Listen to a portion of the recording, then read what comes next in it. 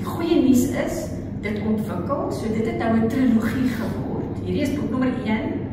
Boek nommer 2, Die Blou Koord, is omtrent klaar. Ek poog om dit teen die einde van Desember, as die Here my kan help daarmee klaar te wees, dan begin die groot werk. Dit is baie lank om al die taalversorging en dinge te doen.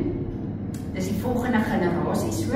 Jippie, as jy my boek lees van hierdie mense wat jy nou van lees en voor lief geword het, is in my tweede boek ook. Gaan die kinders sien?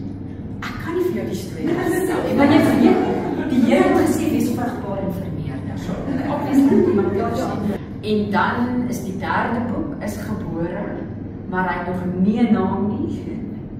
En ja, so dit gaan nou net in die tydperk dan afspeel, net voor die eerste rigter Otniel begin rig in Israel. So dit gaan 'n baie avontuurlustige boek wees. Ek het nog hoop en navorsing om te doen voordat ek by daardie boek kan uitkom.